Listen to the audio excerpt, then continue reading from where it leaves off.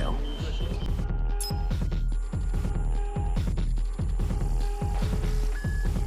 What is that? Hydro. No fire! What's wrong with you?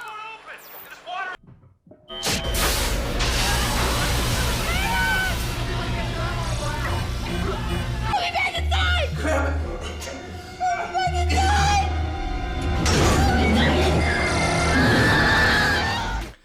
Hi, and welcome to another episode of Hot Takes with me, the Silver Fox. And in today's video, we're going to be looking at the rebooting, I suppose, of the Resident Evil, but this time as a series, live action. We got some news regarding the pre-prod on this.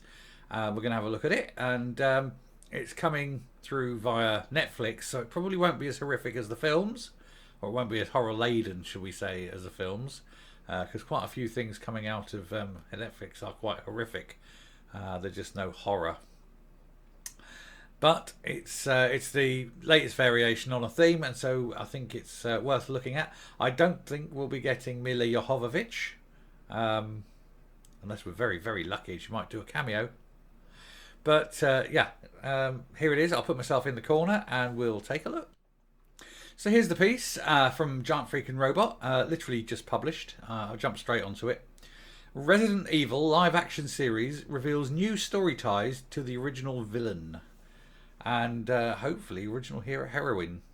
I don't know what we'd call her now. Not allowed to have gender terms, are we?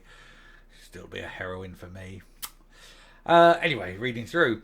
The new Resident Evil live action series is ramping up for its summer premiere, and we're finally getting a few more tidbits of information.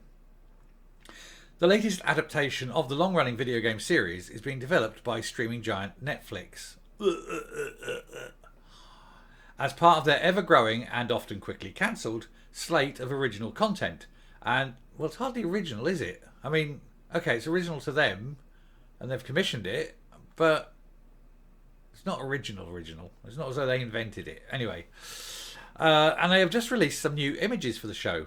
Namely, Netflix has released a new logo they are using for the show and a series of posters that indicate that in this new incarnation of the zombie horror series, the Umbrella Corporation is still up, around and up to their old tricks. Check out the logo, and here's the logo.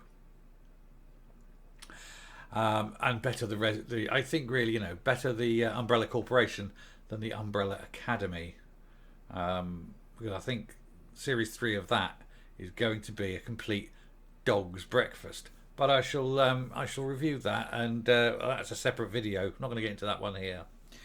Anyway, well, that is certainly some Resident Evil imagery, all right. From the vivid yellow background that definitely gives vibes of biohazard suit material to the disquietingly organic-looking bubble structure in the centre. This is the kind of meddling with the forces of genetics with unforeseen consequences that we have come to expect from the series.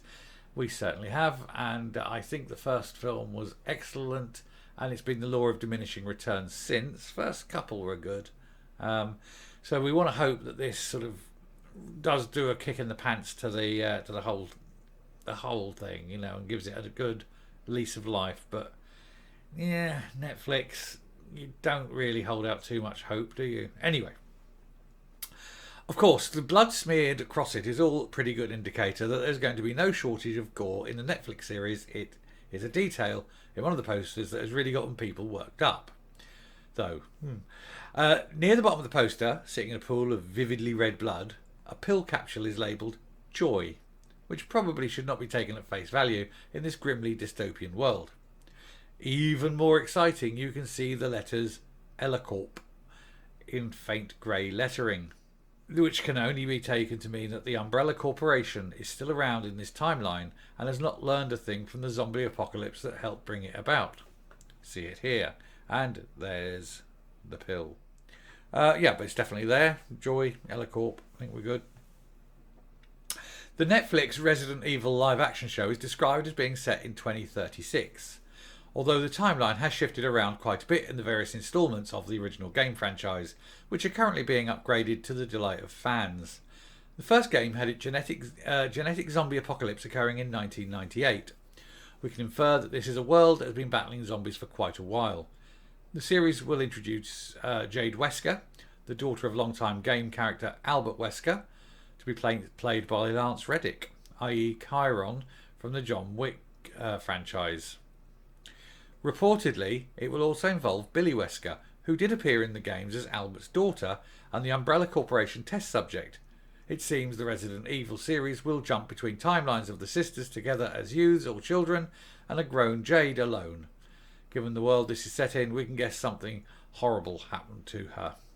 Well, you want to hope so. No point having a Resident Evil if there's no evil. Otherwise it would just be like everything else Netflix produces. You know, bland. The live action and full of identity politics. And I have no reason to believe that this will be any different.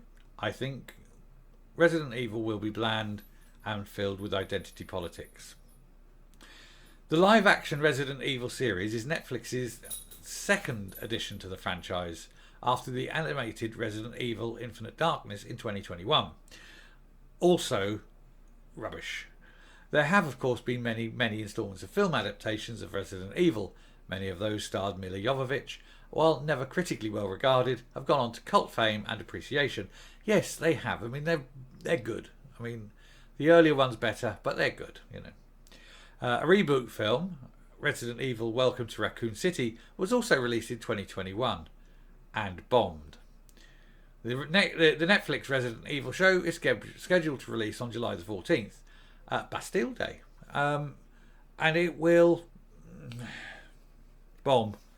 I really would like it to be good. I got to be honest. I deep in my heart, I would love for this to be good, but I know it's not going to be.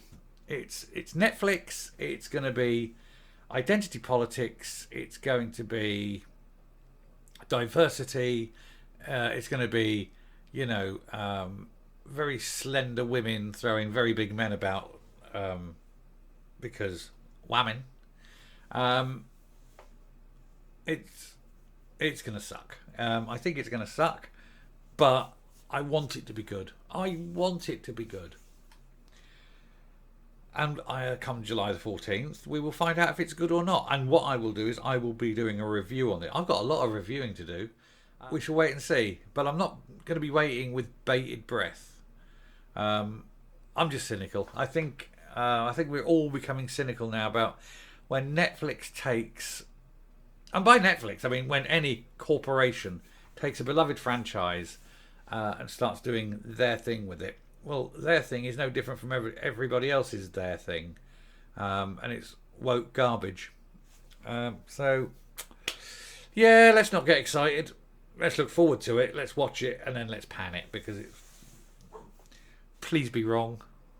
Please be wrong. Anyway, I shall round off, come back up and finish this video.